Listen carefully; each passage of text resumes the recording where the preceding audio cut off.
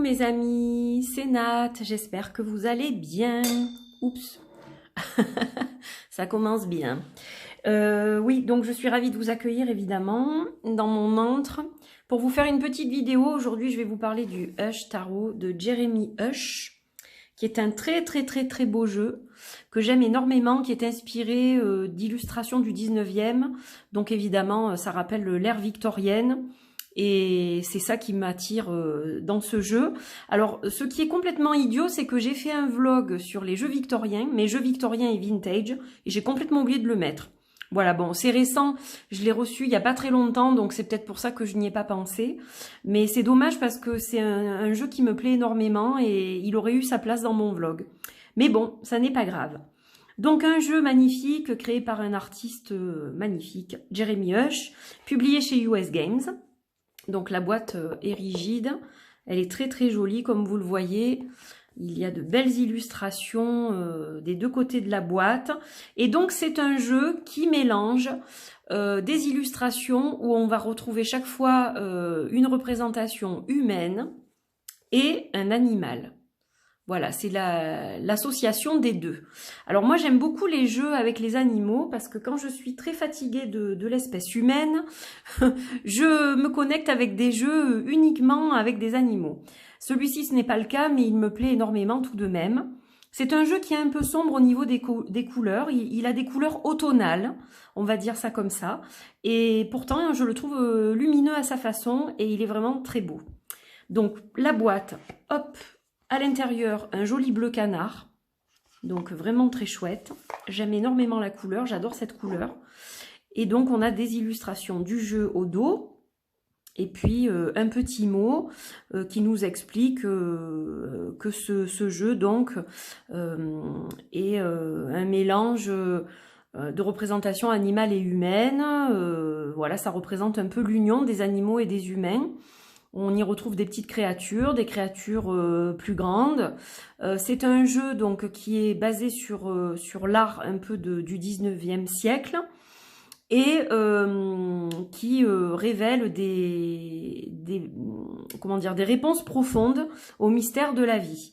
Voilà, donc c'est un jeu pour moi qui est très poétique, qui a un côté un peu presque conte de fées aussi. Ça me rappellerait un peu les illustrations d'Arthur Rackham. Et j'aime beaucoup Arthur Rackham. Voilà, donc c'est un jeu poétique, inspiré, inspirant, qui a ce côté, alors pas enfantin, mais oui, un côté vraiment très poétique et avec des créatures magiques en quelque sorte, des fées presque. Voilà, je l'aime énormément. Il est très relié à la nature, donc voilà, on a grand besoin de ça en ce moment. Et je le trouve vraiment splendide. Donc ça, c'est la boîte. Alors, il arrive avec un petit livret dont je vais vous parler. Et puis, un jeu de cartes de très bonne qualité. Alors, déjà, on va s'occuper du livret. La boîte, je vais peut-être la mettre ici. Voilà, comme ça, elle va rester là. Alors, le livret, il n'est pas très épais, comme vous le voyez. Il y a des livrets beaucoup plus épais dans certains coffrets. Mais c'est un livret honnête. Voilà, j'appelle ça un livret honnête, qui est suffisant à mon sens. Donc, on a une introduction de l'auteur où il vous explique un petit peu le cheminement par rapport à ce tarot. Ensuite, on a une partie arcane majeure. Donc, chaque fois, vous avez le numéro, le nom de la carte, des mots-clés pour la version quand la carte arrive droite, une explication et la même chose pour la carte renversée. Donc en fait, vous avez autant d'informations pour la carte droite que renversée. Je trouve ça sympa. C'est pas le cas dans tous les jeux. Donc voilà, c'est assez bien fait, je trouve, dans l'ensemble. Et vous avez la même chose pour chaque carte en fait. Et également la même chose pour les cartes de cours et les cartes des suites. Donc on a le même montant d'informations à peu près pour toutes les cartes. Donc c'est bien fait. À la fin, on va avoir une lecture en 4 cartes. Voilà, il y a un seul tirage qui est expliqué. Donc après, vous pouvez tout à fait utiliser tous les tirages dont vous avez l'habitude. Il n'y a pas de problème. Et on a un petit mot sur l'artiste à la fin. du livret. Voilà, donc un livret qui est bien fait. Franchement, je le trouve très bien. Alors, on va passer aux cartes, évidemment. Donc, déjà, le dos des cartes, le voici. Donc, il est très, très beau. Alors, je n'aime pas habituellement les dos de cartes avec des titres ou des chiffres ou voilà, des écritures, etc. C'est quelque chose que je n'aime pas du tout. D'ailleurs, ça m'a dissuadé même d'en acheter certains. Quand vraiment ça me plaît pas, voilà, ça me plaît pas. Par contre, pour celui-ci, je trouve que ça passe très bien. Moi, ça me fait penser un peu à une devanture d'antiquaire de cette époque victorienne, justement. Et je trouve ça pas gênant du tout. Donc, vous voyez que vous pouvez évidemment retourner les cartes sans problème.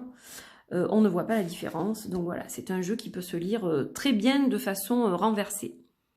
Donc, très très beau dos, vraiment très beau dos. Je ne sais pas si le zoom se fait correctement que vous voyez les détails, mais ouais, il est vraiment sympa. Alors, on va regarder ces cartes ensemble. Je vais vous parler de certaines d'entre elles. Donc là, on a la carte du fou. Alors, je crois que sur chaque carte, je ne sais pas si c'est visible sur chaque carte, mais sur certaines, en fait, on a le nom de l'auteur ou son initiale, en fait. Voilà, donc certaines sont, entre guillemets, signées. Donc là, on a la carte du fou avec un petit furet. Voilà. Et là, on n'a pas de représentation humaine pour la carte du fou. On n'a qu'un animal. Donc le furet, il est connu pour sa nature un peu curieuse, un peu aventureuse. Et donc, c'est vrai que ça colle très bien, je trouve, à l'archétype du fou. Donc, ouais, je trouve ça bien représenté. Donc, c'est un Rider-Waite, évidemment, hein, puisque la carte du fou arrive en numéro 0. Voilà. Et non pas en 22 comme dans le tarot de Marseille. Donc on est bien sur un modèle de Rider-Waite.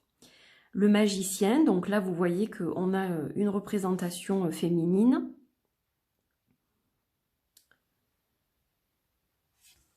La grande prêtresse. Il est vraiment très beau ce jeu. Alors pour ceux qui ne connaissent pas le tarot, ce qui va être difficile, c'est que si vous commencez à peine, ça va pas être un jeu facile à interpréter, étant donné qu'on ne retrouve pas la symbolique classique du Rider-Waite. C'est pas un clone du Rider, c'est-à-dire qu'il est inspiré du modèle Rider-Waite, mais on ne trouve pas les symboles habituels du Rider-Waite. Donc c'est vrai que c'est un peu compliqué si vous débutez dans le tarot. Maintenant, c'est un jeu qui est accessible à tous, hein, selon moi. Et c'est un jeu qui peut très bien s'interpréter de façon intuitive. J'espère que ça bouge pas trop au niveau du trépied. Je l'ai calé, mais comme j'ai changé un peu d'endroit, c'est peut-être pas évident. L'impératrice avec le corbeau. Alors, on a des abeilles. Donc les abeilles, c'est vrai qu'elles vivent en communauté, elles fabriquent du miel. Et donc, ça va nous évoquer ce côté abondant de l'impératrice, pour moi, les abeilles. L'empereur, donc là, on n'a que des mains qui façonnent, des mains qui ont le pouvoir de faire plein de choses avec les outils qu'elles ont. Voilà, bon, il est quand même, je trouve, relativement simple à interpréter, mais il faut quand même avoir certaines bases en tarot. Après, je vous dis, il peut s'interpréter de façon intuitive complètement. Voilà, c'est un jeu qui peut permettre le développement et le travail de votre intuition. Donc là, on a la carte du hiérophant, donc on retrouve les clés. Voilà. Donc là, il y a quand même une petite symbolique. Les amoureux, alors j'aime beaucoup parce que c'est l'union de Shiva et de Parvati. Donc voilà, c'est tiré de la religion hindouiste. Et il y a deux cygnes, un couple de cygnes. Alors le cygne est un animal très fidèle. Quand il choisit un partenaire, c'est pour la vie. Donc c'est vrai que ça représente bien cette carte des amoureux. Magnifique. Qui est aussi la carte du choix. Hein. C'est pas seulement la relation amoureuse. C'est un choix qui est en principe à faire sans trop attendre et qui est souvent déterminant. Là, on a la carte du chariot, la force, magnifique. L'ermite, alors évidemment la chouette, hein, ça va tout à fait avec l'ermite, hein, pour moi. Animal nocturne qui voit dans le noir, donc voilà, c'est un animal, un oiseau qui est capable de trouver la lumière dans le noir, donc ça lui va parfaitement bien. La roue de fortune, la justice, le pendu. Donc il est assez particulier, hein, ce jeu. Il demande quand même un certain travail pour bien se connecter aux images, bien regarder, parce qu'il y a énormément de détails en fait. Donc il y a énormément de choses à voir. Là on a la mort, donc on voit ce crâne dans un nid, on a cet oiseau, et puis on a quand même des œufs là. Les œufs qui vont représenter l'éclosion d'une nouvelle vie. Hein. C'est un peu ça quoi. La tempérance. Le diable, alors j'aime beaucoup cette représentation du diable. Parce que là, c'est l'humain hein, qui est diabolisé. Et c'est vrai que dans notre monde, c'est quand même bien l'humain, le diable. Donc ça va bien, je trouve. Avec les chats, c'est assez sympa, quoi. La tour. J'ai l'impression que c'était flou, non, jusqu'à présent? Je sais pas, ce zoom, il me rend dingue un peu. Je suis désolée hein, si c'était pas très clair. L'étoile, alors l'étoile, elle est magnifique. Elle est sublime. Donc, vous voyez, vous avez des petites phrases aussi. A hunting, we will go. On a des petits trucs de temps en temps. Là, on a l'initiale de Hush, Jérémy Hush. Alors, deux de mes cartes favorites dans le jeu, c'est la lune et le soleil. Qu'est-ce qu'elles sont belles. Je les adore. Elles sont magnifiques. Magnifiques, magnifiques. Voilà, splendide. Le soleil, la lune. Le jugement. Et le monde. Les visages sont sublimes aussi. Hein. Et donc là, on va arriver dans les cartes des suites. Donc là, on est dans les coupes. Donc l'as des coupes. Il y a un nouveau départ là. Hein. Il y a quelque chose de nouveau. Voilà, ce petit oiseau qui émerge de ce crâne là et qui ouvre le bec comme ça, c'est vraiment... c'est comme s'il poussait son premier cri en fait. Donc on a aussi la notion d'émotion quand on exprime ses émotions. Le 2, donc avec deux femmes. Alors, c'est vrai qu'il a un petit côté macabre, mais je le trouve pas sombre pour autant en fait. Le 3 de coupe. Donc là, on a une sorte de manège en fait. Hein, on voit la barre là comme ça. Donc ça peut représenter la fête, le fait d'être avec du monde, de partager, etc. L'abondance aussi avec le lièvre. Là, on a le 4 de coupe. Le 5. Bon, là, on sent qu'elle est très sombre, hein, celle-ci. C'est comme si, on dirait qu'elle implore le ciel par rapport à ce qui lui arrive. Voilà, il y a quelque chose de tragique dans sa vie. Et on voit qu'elle est dans le noir, mais l'autre partie de la carte est dans la lumière quand même. Hein. 6 de coupe. Avec des lapins qui ne se regardent pas, mais ils regardent chacun dans une direction opposée. Ils ne se regardent pas vraiment, des lièvres, pardon. Et du coup, c'est vrai que on ne sait pas trop... on a l'impression qu'ils regardent un peu vers le passé. Et celui-ci regarde plus vers l'avenir. Mais voilà, on a un retour vers le passé, là, la nostalgie, entre autres. Le 7 de coupe.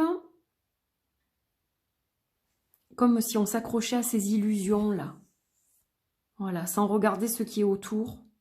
Et il y a beaucoup de choses à voir. Hein. Il y a le serpent là. Le 8 de coupe.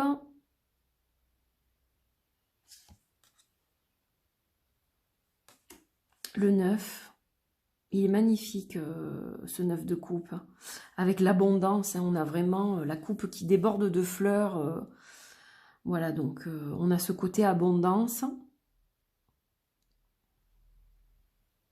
Et il y a un serpent qui peut évoquer, selon moi, alors j'ai pas du tout regardé le bouquin, j'ai pas lu tout le bouquin, hein, mais ça peut représenter, selon moi, tout ce qu'on a fait pour en arriver là. Parce que le serpent, vous savez qu'il mue, il perd sa peau, donc il se transforme. Donc ça peut évoquer une certaine transformation de notre vie qui nous a amené jusqu'à cette abondance. Le 10 de coupe, avec un couple d'ibis. Et là, on a les cartes de cour, donc on a le page, le chevalier. Donc on fait facilement la différence, hein, puisque le chevalier est sur un animal, oui, le chevalier est sur un animal, alors que le page, non, donc ça rappelle le cheval un peu quelque part. La reine, avec un magnifique regard, reine de coupe, bienveillante, hein, elle a mis des protections tout autour de ce petit oiseau pour pas qu'on vienne l'enquiquiner. Donc on ressent la bienveillance de la reine de coupe, son côté maternel aussi. Et le roi de coupe. Il n'y a pas énormément de représentation masculine. C'est une des rares, je dirais. Et donc on arrive aux épées. Donc là on a l'as d'épée. Oups, que je brûle pas mes cartes, ça serait bien. Je vois pas trop ce que je fais, donc j'espère que c'est pas trop mal cadré. Le 2 d'épée, avec les petits chats. Donc là, on voit que elle n'a pas de pupille. Donc c'est comme si elle était aveuglée, qu'elle n'y voit pas, puis elle a la tête qui est quand même un peu dans le sol. Donc là, c'est quand on n'y voit plus rien et qu'on n'arrive plus du tout à réfléchir, à prendre une direction ou une autre. Voilà, elle est bien interprétée aussi, celle-ci. Le 3 d'épée, donc, qui va représenter une certaine souffrance, mais qui est presque nécessaire pour une renaissance derrière aussi, quelque part. Le mal est fait, donc on n'a plus qu'à se reconstruire à partir de là. Le 4 d'épée, donc le repos, hein, on voit qu'elle se repose sur cette épée, donc celle-là, elle est très facile à interpréter par rapport à un Rider-Waite original. Le 5 d'épée. Le 6. Voilà, on quitte un peu une zone de tempête pour aller vers quelque chose de plus serein, à condition qu'eux ne nous bousculent pas trop. Le 7 d'épée. Le 8. Le 9, donc on voit que là, au niveau de la tête, il y a des angoisses, il y a de l'anxiété. Vraiment, elle serre ses poings, ses bras contre elle. Et voilà, on sent que ça pèse au niveau du mental, là. Hein. Puis elle est très grise, en fait, la carte aussi. Il n'y a pas de couleur. Donc, pas mal aussi. Le 10 d'épée, donc, bon, ben, une souffrance, là aussi. Mais c'est pareil, on ne peut que se relever, hein. Une fois qu'on a subi toutes ces choses difficiles, qu'on a traversé cette zone de difficulté, après il ne reste plus qu'à se relever et à continuer sa route. Le page, le chevalier, donc là en armure, la reine d'épée, magnifique, elle est sublime la reine d'épée, et le roi. Allez, on va passer au pentacle. Donc là, on a l'as, la clé d'un nouveau départ, même pour créer. Alors ça me ferait penser, l'as de pentacle, ça peut être aussi une création d'entreprise, parce qu'on a ce côté matériel aussi.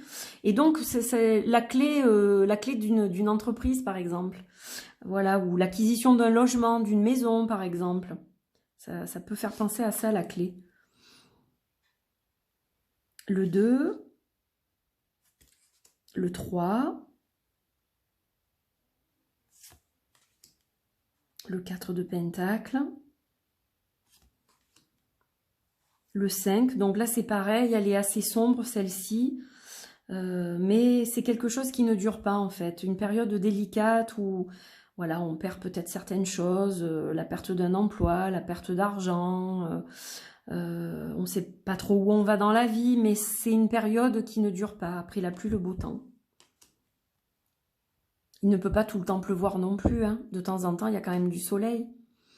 Le 6 de Pentacle. On a un équilibre là.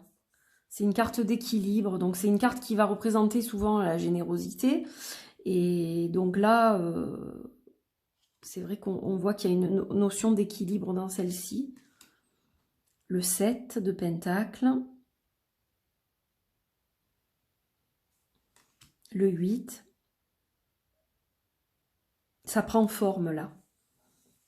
On voit que ça commence à prendre forme. Le 9.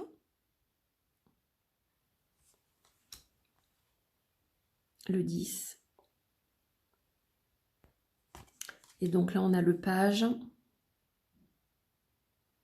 Elles sont magnifiques, ces cartes. Le chevalier avec le petit oiseau. La reine de Pentacle. Très, très liée à la nature. On dirait une mariée, elle est magnifique. Le roi. Et enfin, les bâtons. Donc là, on a l'as des bâtons.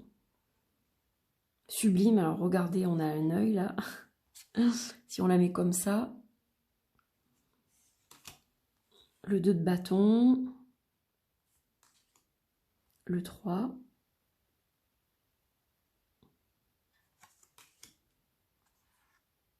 Le 4.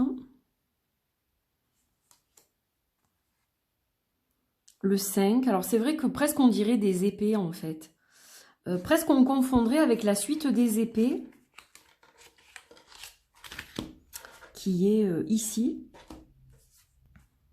Mais on voit bien que c'est une épée, et là que ce n'est pas une épée. Mais c'est vrai que c'est pas évident à... Comment dire? Ça peut ne pas être évident et ça peut être source de confusion, moi je trouve, pour certaines cartes. C'est vrai que si on ne sait pas, on peut avoir tendance à se tromper là, hein, parce que ça fait comme des flèches, un peu des lances. Donc c'est vrai que c'est pas évident à décrypter pour certaines cartes. Le 7, 8 de bâton,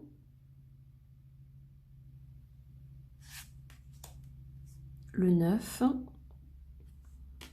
le 10 avec le petit chacha, et là on a le page,